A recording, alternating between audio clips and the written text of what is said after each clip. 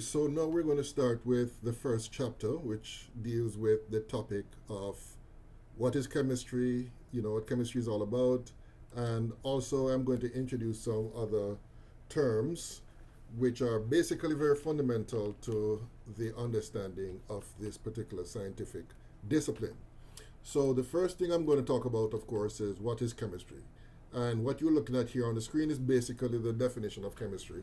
Chemistry is that scientific discipline which deals with matter. And later on, I'm going to explain what matter is. But matter, simply put, is anything that has mass and volume, right? And as stated here, chemistry is the science that concerns itself with the composition, structure, properties, and reactions of matter. And in particular, we try to understand all of these at the microscopic level of atoms and molecules and ions. All right, so that's basically what chemistry is. It's basically understanding matter and the type of changes it undergoes and how the structure and composition is related to those changes. So at the heart of chemistry is matter. And as we said before, we are concerned, when we come to study matter, we are concerned with several aspects of it. The first of which we're going to talk about here is composition. And when we're talking about the composition of anything material, we're basically talking about its makeup, what's in it, and the percentages of each component that's in it. And usually these components are elements. So just to give a quick example, water, which everybody knows, is comprised of two elements, hydrogen and oxygen. And in terms of the percentage by mass, oxygen is about, I would say, 89% by mass of water, and hydrogen would be the rest, which would be approximately 11%. So this is true for any sample of water. If you get water from any source, as long as it is pure, if you can break it down into its constituent elements, you'll see that these are the percentages of those elements present in any sample of water, all right? And the other thing we're going to talk about here is the structure. So when it comes to the structure of anything, what we're talking about basically is how the atoms or the ions are put together in order to form the structure of the smallest unit of that particular material, right? So in the case of water, again, using water as an example, what you'll find is that water is made up of two atoms of hydrogen and one atom of oxygen. And if you could actually see a molecule, which is the smallest unit of the water that you can have, if you look at the molecule of water, you'll see that the structure of the molecule of water is something that looks like this, where we have the oxygen joined simultaneously to two hydrogen atoms, right? So this is basically the structure of the water molecule, all right? So that's basically what we mean by structure. We're talking about basically how the atoms, how the different units are linked together. And not only that, but in some cases, we're also concerned with the three-dimensional shape as well. And this is particularly true when it comes to more complex organic molecules, for example. Okay, the other thing that we're concerned about with respect to matter, and it's actually related to both the composition and structure, are those defining characteristics. Now, the term that we use for the defining characteristics of a substance would be properties, right? So whenever you hear the term properties in relation to anything, any substance, we're talking about those things that we can identify as being unique and characteristic to that particular substance, all right? So again, using the water example to understand what this term means, we know that, for example, water has, let me write this down here. So water has a boiling point of 100 degrees Celsius and a freezing point or melting point, same thing, of 0 degrees Celsius. Water is also colorless, right? What else can we say about water? It is insipid, in other words, tasteless. And I think I'll stop here in terms of those characteristics, all right? So basically, let me just write down another one. The density of water is 1.00 grams per mil, all right? Okay, so these are some things that we can observe about the compound water, all right? So these are defining characteristics. So basically, any substance that has these characteristics here, right? 100 degrees Celsius for boiling point, 0 degrees Celsius for the freezing point, colorless, tasteless, and a density of 1 gram per mil, then we can come to the conclusion that we're dealing with water, all right? And this is true for every substance. Every substance have their own set of characteristics, and we call them properties, all right? So the last thing we're going to talk about here are the changes that matter will go through. And that's another thing that we're concerned with in chemistry, and that is related to structure and composition as well. So basically, we try to understand reactions, the changes that substances go through based on their structure and composition. Water is a good example of this. Again, we can show that, for example, water can undergo a reaction where water can be converted to hydrogen and oxygen. And this can be achieved by passing an electric current through it. The term for this is electrolysis. Electrolysis is basically using an electric current to break up water into its constituent elements, which are hydrogen and oxygen. So that's an example of a chemical reaction. We call this a chemical reaction where the water is converted into two different substances, right? And if you look at the properties of these substances, right, they're different from water, right? So for example, water is a liquid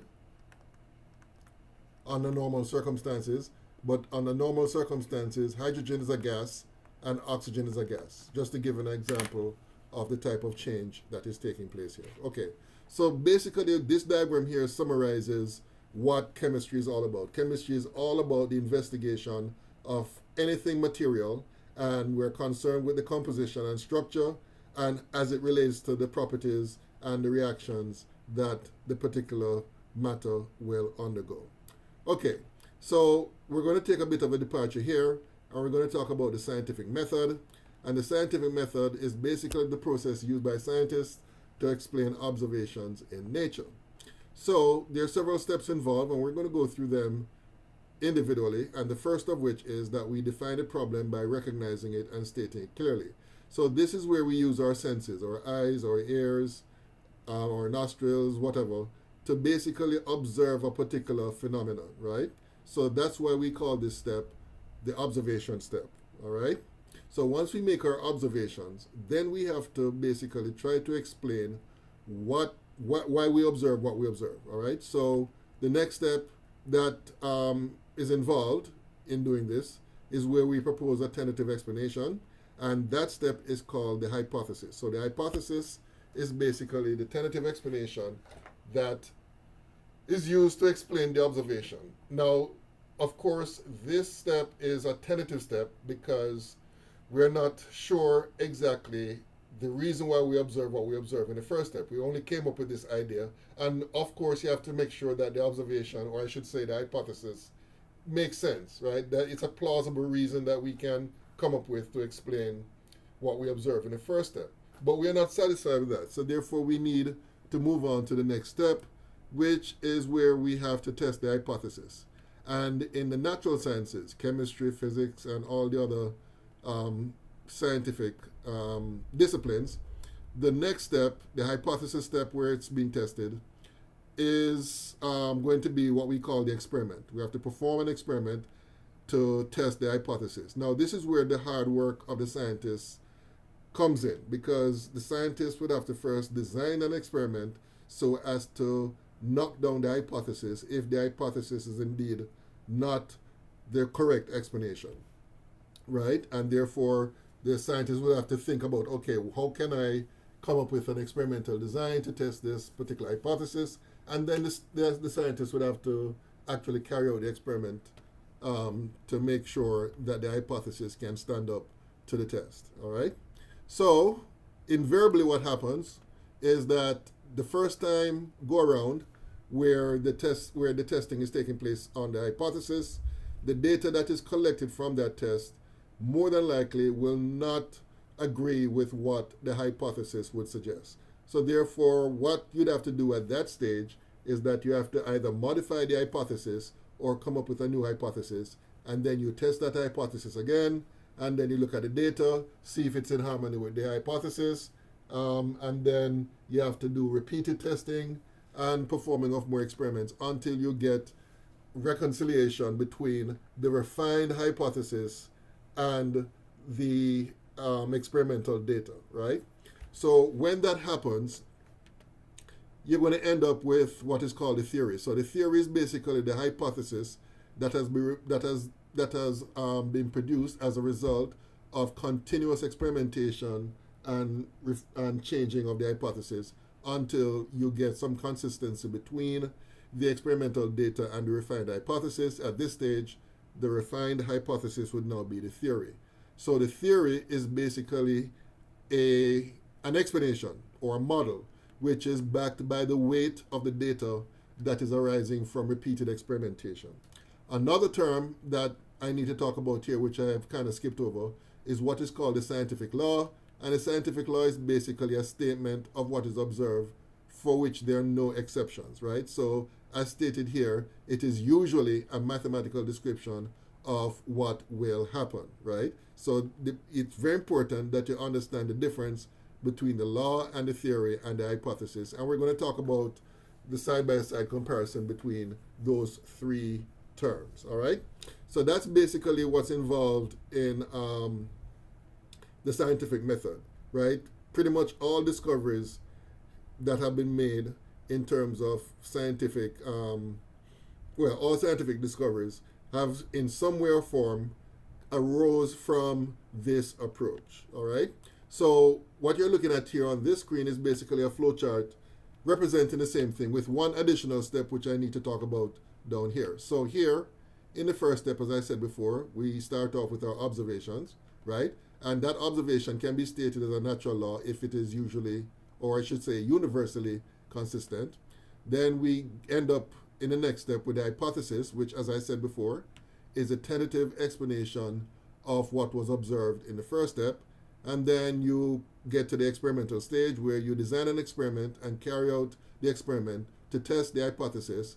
If the data from the experiment does not support the hypothesis, then you have to go back up here and you have to either modify the hypothesis or come up with a new hypothesis, and then you do experimental testing of the new hypothesis, and basically repeat this process back and forth until you get some consistency between the experimental data and the refined hypothesis. When that is achieved, that becomes what we call the theory, which is a model which explains what was observed in the first place, all right? Now, you'll notice that there's an extra step right here, right?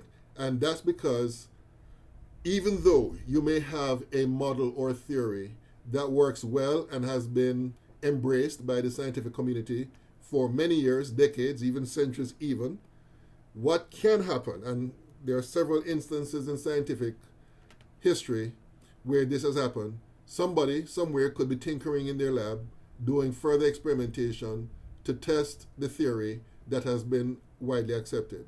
And then if that happens to yield results which conflicts with the theory, then that means that the theory is no longer useful or applicable and can be, for most intents and purposes, ignored, all right?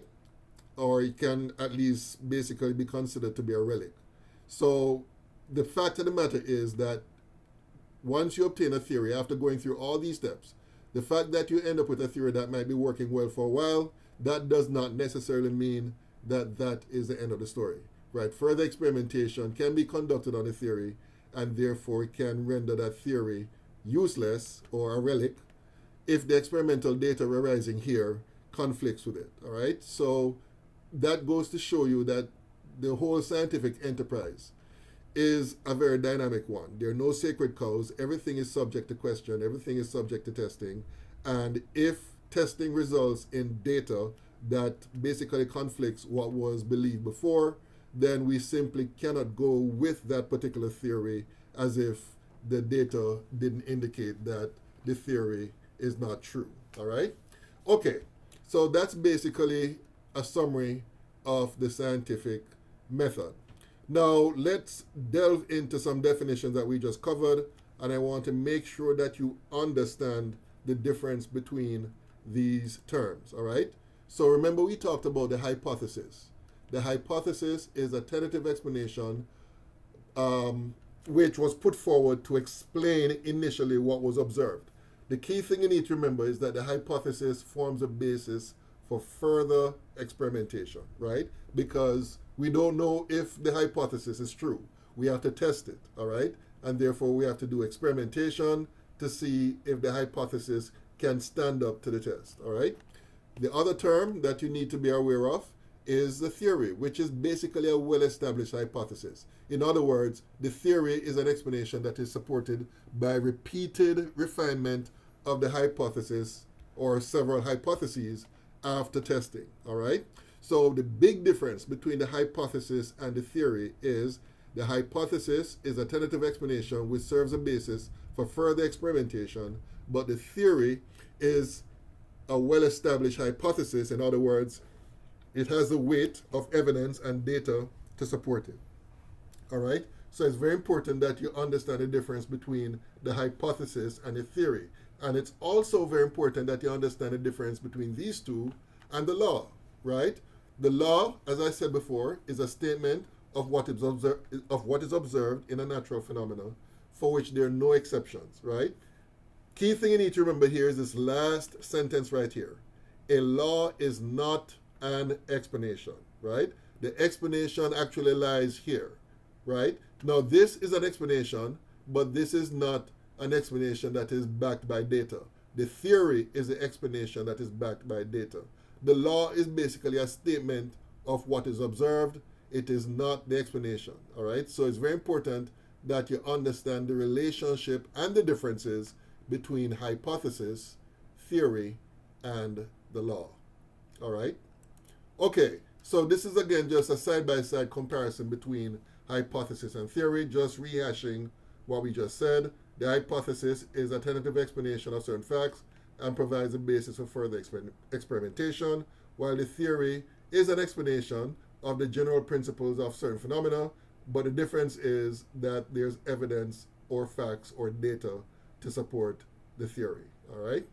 Two different explanations. One is tentative, one is supported by experimental data, all right? Okay, so believe it or not, in our everyday experiences, we have some way, somehow,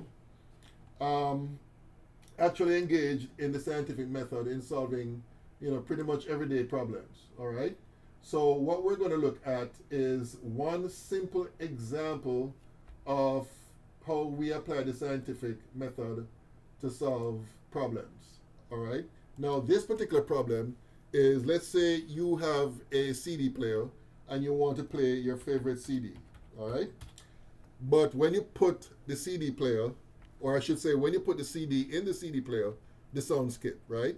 So the first step in the scientific method as it applies to this particular situation is that we observe that the sound skips whenever we try to play the CD, all right? So the next step, if you remember the order of the different steps involved, the next step would be that you'd have to come up with an experiment to test, or I should say, I'm sorry, not testing. You have to come up with a hypothesis. In other words, you have to come up with a reasonable explanation to explain why this happens, right? Now, this is just something tentative that you just come up with, all right? So let's see what the hypothesis that we can use to explain why we observe what we observe. So here is one hypothesis, right? The CD player is faulty. In other words, something is wrong with the CD player. So this begs the question, okay, so how do we test this particular hypothesis, right? And the answer is, when I replace the CD with another one, and what was observed was that the sound from the second CD is okay. So therefore, the theory is that, okay, there's nothing wrong with the player. The player is working fine, because when we replace the CD that we started off with another one, everything works out fine, all right? So basically, That's one theory that we can come to based on this experiment, which of course is testing this particular hypothesis. So we still want to listen to our favorite CD, so we have to come up with an alternative hypothesis. And the alternative hypothesis, hypothesis number 2, is that the original CD has a defect. So now that we have come up with this hypothesis, the question is, well, how do we test this particular hypothesis? So the experiment that we have to conduct in order to do this is that we take that CD and we place it into another player. And in this particular case, the sound still skips, all right? So based on that result from that experiment, the theory that we can come up with is that basically it is a CD that has a defect, and that's the reason why you could not play the CD originally, all right? So that's one simple example of the kind of thinking that is behind the scientific method, all right? Okay, so we're going to stop here, and the next video will be dealing with matter. We're going to look at matter in more detail, all right? Until next time.